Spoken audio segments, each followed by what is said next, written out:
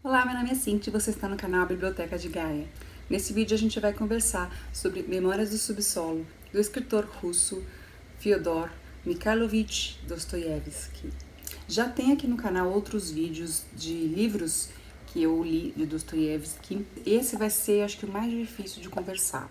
Se você não sabe, não conhece muito, Dostoiévski é um escritor russo, nasceu em Moscou em 1821 e faleceu em 1881. Eu estava lendo os livros do Dostoiévski em ordem cronológica, mas o último que eu li na ordem foi Nietochka Nesvanova. Eu parei, pulei alguns livros e li esse aqui, Memórias do Subsolo, porque eu tinha muita curiosidade de ler esse livro, por ter visto ele sido citado em outras obras literárias, no Fahrenheit 451, por exemplo. Ele é o livro que o personagem principal encontra e lê. Enfim, depois de ler Nietochka, eu fiquei um pouco saturada de Dostoiévski. Na verdade, depois de ler esse aqui, eu fiquei muito saturada de Dostoiévski. E eu vou falar por quê. Uma coisa diferente que o Dostoiévski faz nesse livro é trazer a história de um personagem que é, na verdade, meio que um anti-herói. Ou seja, ele não é aquele personagem bonzinho, aquele personagem que batalha, que tenta, que conquista, que vai atrás e é muito bonzinho. Não. Esse personagem, que a gente não sabe o nome, então ele começa a narrativa falando, né, dele, da vida dele, mas em nenhum momento ele cita o nome dele, então a gente acompanha toda a história sem saber o nome. Mas o fato do personagem principal não ter nome, eu vejo como uma forma do Dostoiévski mostrar pra gente que esse personagem pode ser qualquer um de nós. A história dele não tá muito longe do que a gente pode viver, do que a gente pode pensar, de como a gente pode agir. Por quê? Esse personagem, ele sabe que ele não é bom. Quer dizer, ele comenta com a gente desde o começo que ele não é uma boa pessoa, que ele tem pensamentos ruins, que ele tem atitudes péssimas, que ele não vale nada, que ele não presta, que ele é um inútil. Mas ele não chega a ser um vilão porque ele luta o tempo todo com esse comportamento dele, com esse impulso negativo, de maldade, de vingança, de ódio, de raiva. Ele luta, ele vai narrando pra gente essas tentativas que ele faz pra modificar os atos e os pensamentos. Ele sabe que ele tem comportamentos, pensamentos errados, que sim, são maus, na verdade, mas ele tenta o tempo todo mudar isso, né? Ele tenta se controlar, melhorar o pensamento, fazer coisas boas. Outra coisa, Memórias do Subsolo. Memórias, né? Porque ele tá recordando, ele tá narrando coisas que aconteceram na vida dele. Do subsolo, eu interpretei como se ele tivesse buscando, fazendo uma busca dentro dele de quem ele realmente é. Quem ele é, se ele é aquilo que as pessoas veem, se ele é aquilo que ele imaginava de si. Ele cavuca dentro dele para buscar e colocar para fora a personalidade dele, quem ele é de fato. Então, nessa busca interior, nessa análise, quando ele olha para dentro para procurar os seus defeitos, as suas qualidades, a gente percebe que ele foi fundo, que ele entrou, que ele colocou tudo na mesa, assim, todos os podres que ele achou, tudo que ele cavucou ali, ele compartilha com o leitor. Então, acho que por isso que é Memórias do Subsolo, porque ele vai buscar lá no fundo, sabe, lá no escuro, no breu, ele vai procurar essas memórias e compartilhar com a gente pra gente entender aí o que acontece com o personagem. E uma das coisas curiosas é que o personagem não espera que a gente o compreenda. Ele, na verdade, induz a gente a odiar. Ele fala, você tem que me odiar, você tem que ver que eu realmente sou mal. Ele quer induzir a gente a pensar que ele é uma das piores figuras que existem no planeta. Mas com isso ele causa uma certa empatia pro leitor, porque a gente vê uma pessoa reconhecendo os seus erros, mas tentando mudar. Mas no fundo, ele sabe que ele é um verdadeiro babaca. Essa é a palavra que eu denominei para esse personagem. Ele é um babaca. Rapidinho agora sobre a história para poder fazer outros comentários. É um personagem, como eu falei, ele não coloca o nome dele, ele não apresenta o nome dele pra gente. Ele tá contando algumas coisas que aconteceram no passado, coisas que ele fez, o que ele pensa sobre pessoas, enfim, sobre tudo. Ele tem um criado, uma pessoa que trabalha na casa dele, e o relacionamento que eles têm é bem esquisito, uma coisa, não parece ser patrão e funcionário, sei lá, é bem estranho, ele mesmo reconhece isso. Ele é um funcionário público, né, como acho que quase todos os personagens de Dostoiévski que eu li até agora, tirando a Nietochka, todos são homens e funcionários públicos, né? Não é uma crítica, tá? O fato de eu comentar que todos são homens, com exceção da Nietótica, todos são funcionários públicos porque acho que condiz, né, com o momento que ele vivia, com a realidade da Rússia na época. Interessante é ver que todos os personagens dele, que são funcionários públicos, eles não são patriotas, eles não estão felizes por trabalhar para o governo e ter que engolir que é contra muita coisa, que acha que há muita injustiça, enfim, eles ficam quietinhos. Não vou criticar o governo, não vou criticar a política, mas eu faço para sobreviver. E um certo dia, esse herói que não é herói, ele andando na rua, um cara esbarra nele. E ele começa a discursar internamente, né? Ele não faz nada, mas ele começa a discursar que é absurdo, que o cara esbarrou nele, não pediu desculpa, nem olhou na cara dele, o quão insignificante ele é pro mundo, pra sociedade. Ele se julga invisível, uma pessoa invisível, porque ninguém repara nele, ele não tem amigos, etc, né? Aí ele passa, assim, um tempão programando uma vingança contra esse cara. Ele tem uns pequenos impulsos, assim, de violência, uma coisa mais brutal. Mas aí ele acaba insistindo na ideia de se vingar, esbarrando no cara, pra ver se ele acha que é bom esbarrar nas pessoas assim, nem ligar, nem pedir desculpa, nem olhar na cara. Então essa é a vingança que ele leva a fundo, né? Mas ele passa outros pensamentos mais tenebrosos na cabeça dele, mas ele se contém. Até que ele faz isso, né? E depois passa. Aí parece que ele acalma. Aí pra acalmar, ele resolve procurar um ex-colega de escola que não gosta dele. Ele sabe que o cara não é muito fã dele, mas ele sempre recebe o nosso herói na casa dele, eles conversam um pouco. E quando ele chega lá, ele acaba encontrando um outro ex-colega deles. Isso assim, pior que assim, são pessoas que ele nunca teve amizade, tá?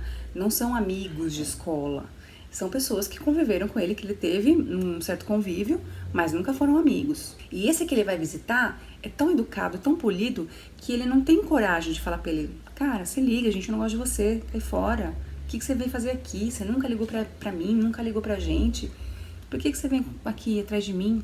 Toda vez que ele vai visitar esse amigo, ele acaba sendo convidado a se retirar, porque por ele ficava horas lá, já que ele não tem ninguém para conversar. Só que nesse dia que ele chega para visitar esse amigo, ele percebe que os dois estão conversando marcando uma comemoração de um amigo deles, também da época de escola, que vai fazer aniversário e vai mudar de cidade, porque ele recebeu uma promoção. Tanto é que quando ele ouve eles se combinando de se encontrar no restaurante X, ele vai divagando na mente dele que é absurdo, porque ele era o inteligente da sala, ele que merecia ter o cargo que esse rapaz conquistou e vai começar a exercer, por isso vai mudar de cidade, que ele era brincalhão, o cara era descontraído, brincalhão, aquele sociável, e ele era inteligente, ele merecia.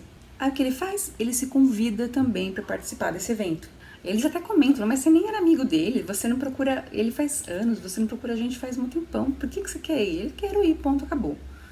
Tá, ele passa o horário local, chegando lá, quem diz que eles aparecem, depois de ter ficado lá um tempo, ele decide: vou esperar por 1 hora. Quando der 1 hora que eu tô aqui do horário combinado, eu vou embora. Quando ele tá levantando pra ir embora, eles chegam. Aí ele fica e tal, todo mundo faz aquela cara de droga, deu errado. Eles tinham falado um horário pra ele e acabaram marcando pra mais tarde. Aí eles inventam uma desculpa, fala que tentaram encontrar ele, mas não tinha o endereço dele, ninguém sabia onde ele morava, não tinha como avisar, enfim, inventa uma desculpa lá, fica óbvio que é uma desculpa. Porque esses colegas de escola dele ainda tentam fazer com que ele se sinta bem, que ele interaja de uma forma harmoniosa com eles. Mas não dá. Ele tem esse criado que eu falei que eles têm uma relação bizarra. O criado não faz nada na casa praticamente. Ele não limpa direito, ele não lava roupa direito, ele não costura direito. Ele maltrata o patrão também faz a mesma coisa. Ele narra um momento, tem um momento que ele conta pra gente que chegou o dia de pagar o ordenado do funcionário e ele fica enrolando, ele não paga, ele tá com o dinheiro lá, mas ele não paga. Que ele quer que o outro se rebaixe, na cabeça dele se rebaixe e peça o salário, cobre ele do salário: você não vai me pagar? Aí esse funcionário também, que não é lá muito legal, ele fica o tempo todo encarando ele. Ele aparece assim no quarto dele e fica um tempão olhando pra ele assim, sem falar nada, nada. Nesse jantar de aniversário, eles mandam ele embora, falam, se toca, a gente não gosta de você tá sendo muito inconveniente, vai embora daqui. E ele continua lá, fecha o bico, fica andando de um lado pro outro, um tempão, ninguém conversa mais com ele, ele não conversa com ninguém, mas ele fica lá, ele não vai embora. Tem uma hora que ele ouve eles combinando de ir pra um determinado lugar, e esse lugar é um bordel. Mas já que ele tá lá mesmo, ele acaba contratando a prostituta de sempre dele. Depois que os serviços da cortesã são realizados, ele começa, enquanto se veste, a falar umas coisas pra ela. Ele acaba com ela, ele fala que ela vai se acabar em doença, que a aparência dela daqui a alguns anos vai ser horrível, tipo que ela com 30 vai estar com uma aparência de 70, ele acaba com ela. Eu sei que ele fala tanta coisa que não deixa de ser verdade, mas ele chegou lá, foi tudo carinhoso, bonzinho com ela, aí depois começa a falar esse monte de coisa, a menina começa a chorar, mas mesmo ele sendo chato em ficar falando esse tipo de coisa, ele falou a verdade e ele abriu os olhos dela de uma forma um pouco mais bruta, mas ele acaba ajudando ela. Então, eu não vi isso com maus olhos, não, mas é a minha opinião. No final das contas, ele fala pra ela, ó, se você quiser sair dessa vida, eu te ajudo. E fala, vai me procurar. Alguns dias depois, ela aparece, vai procurar ele, e ele rechaça ela, né? Não queria que ela tivesse ido pra lá, não queria que ela estivesse lá, não tá afim de conversar com ela. Ele convidou ela e ele disse que ajudaria, mas aí depois ele fala, ó, não quero saber não vou te ajudar, se vira, o problema é seu, não tem nada a ver com isso. Um comportamento assim completamente maluco, não tem nexo. Agora eu vou falar um pouquinho do problema que eu estou vendo em ler muito Dostoiévski. Vocês não têm ideia como é difícil falar que não gostou e falar mal, entre aspas, de um livro que todo mundo ama, de um autor incrível, que é super... é Dostoiévski. E eu tenho percebido, parece que as pessoas que fazem vídeo na internet, elas têm dificuldade de falar mal. De quando lê um livro, não gosta de falar, sabe? Tudo que não gostou do livro. Nos livros que não são, assim, clássicos, até você vê isso, algumas pessoas falam na boa. Quando não gostou, fala porque não gostou e tal. Mas falar mal de clássico... olha, é a coisa mais rara de você ver aqui nesse Booktube. Então, eu vou fazer um pouquinho disso, mas eu espero que vocês me compreendam. Não precisa concordar comigo, basta me compreender. Eu tenho percebido que todos os personagens do Dostoiévski são iguais. Isso tá me incomodando bastante. O primeiro livro que eu li do Dostoiévski foi Crime e Castigo, há anos atrás. E eu gostei bastante. Aí depois a Isa do canal Lido Lendo começou o projeto para ler o Dostoiévski em ordem cronológica, comecei junto, mas aí eu parei em um determinado momento que eu tava um pouco... Depois que eu li A Senhoria, que foi o terceiro livro publicado pelo Dostoiévski, eu resolvi dar um tempo, que eu ia continuar o projeto sim, mas bem para trás, eu não ia acompanhar o pessoal, porque eu tava saturada de Dostoiévski. Aí passou um tempo, eu li Noites Brancas e Netótica, que são os que vêm depois de A Senhoria. Aí, como eu disse no começo, pulei alguns e fui ler Memórias do Subsolo. Todos os personagens do Dostoiévski são iguais. Todos são homens, funcionários públicos, como eu já citei, com exceção da Netótica, que é uma menina, uma criança, né? E não é funcionária pública. Todos são pobres, muito pobres, paupérrimos até. E eu percebi... é uma visão assim de quem leu alguns livros. À medida que ele foi escrevendo novos livros, os personagens passaram a ter um poder aquisitivo um pouquinho melhor do que era no começo. Porque se você leu Gente Pobre, você sabe o que eu tô falando, né? Gente pobre não, gente miserável, porque é de chorar de tanta desgraça, de tanta pobreza que tem os personagens principais, os dois personagens do livro.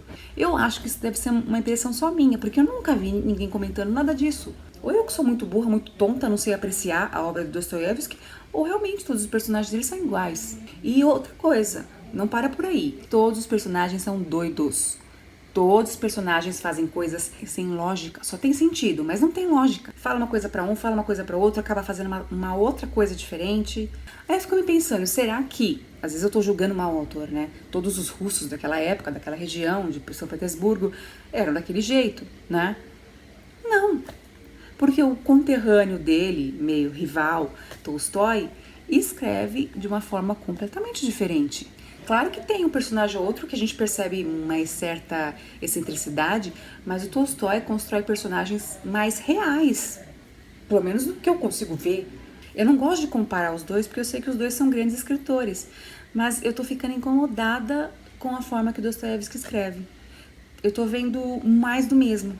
No começo dessa leitura eu tive muita dificuldade, porque eu entrava, eu acompanhava o raciocínio dele, de repente eu me perdia. Depois de um tempo eu voltava, conseguia acompanhar e me perdia de novo. Eu achei muito confuso. Claro, o personagem é confuso, né? Mas esse é o livro assim que eu tive mais dificuldade para me prender no começo. Quando eu tava falando da ordem dos livros do Dostoiévski, eu esqueci de falar do Duplo. E o Duplo, assim, é completamente maluco, piradinho, como os outros personagens dele, mas faz sentido.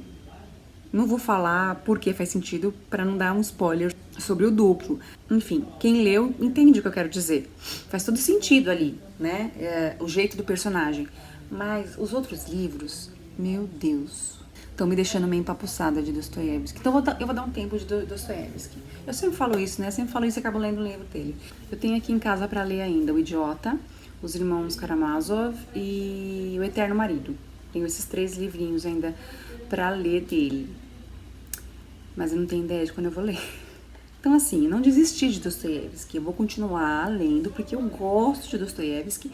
Mas eu me identifico muito mais com a escrita do Tolstói. Eu acho que os personagens do Tolstói são mais ricos. Ele consegue, pelo menos ele faz isso em Ana Karenina, ele cria uma série de núcleos familiares e consegue dar uma personalidade diferente para cada personagem. E a gente parece que visualiza o personagem, sabe? Eu prefiro a forma como o Tolstói se expressa.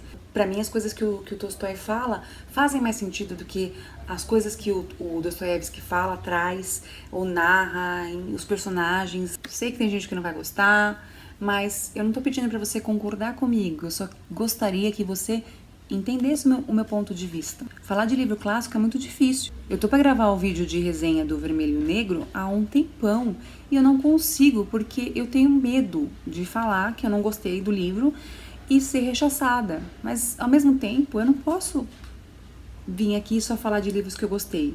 Eu tenho que falar, não gostei por tais motivos, mas livro clássico é mais difícil. Eu não vou falar mais nada, chega, porque eu tenho certeza que na hora de editar esse vídeo eu vou ter uma dor de cabeça porque ele vai estar enorme. Então essa mais ou menos foi a minha experiência de leitura com Memórias do Subsolo. Foi o livro do mês de abril, pro projeto Lendo o Mundo, concluído. Em junho eu volto com o vídeo de Os Buddenbrook, do Thomas Mann, escritor alemão, que é o livro do mês de maio.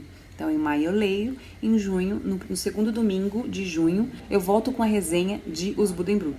E para colocar em dia as resenhas desse projeto, Lendo o Mundo, ainda nesse mês de maio, vocês irão ver pelo canal a resenha de A Sombra do Vento, do Carlos Ruiz Zafón, que foi o livro que eu li em fevereiro. Carlos Ruiz Zafón foi para representar a Espanha. Em março foi República Dominicana, com a Fantástica Vida Breve de Oscar Rowohl, continuo sem saber qual é a pronúncia correta. E agora abril foi Memórias do Subsolo, Rússia. E nesse mês de maio eu já comecei a ler Os Buddenbrook, do Thomas Mann, para representar a Alemanha. Espero que vocês compreendam meu ponto de vista em relação a esse livro. Como eu falei, Dostoiévski vai continuar sendo um dos escritores mais importantes da história, não só da Rússia, mas universal, né, da literatura universal. Eu vou continuar lendo Dostoiévski, mas esse livro não desceu muito bem pra mim. Comenta aqui se você gostou desse livro, se você leu, se você não leu, quer ler, se você teve uma experiência meio estranha assim com outro livro do Dostoiévski, se você concorda que as pessoas nesse YouTube não falam mal de livros clássicos e que isso dói na gente. Vamos conversar um pouquinho, que eu tô me sentindo meio sozinha nesse barco. A gente se vê então no próximo vídeo aqui na Biblioteca de Gaia.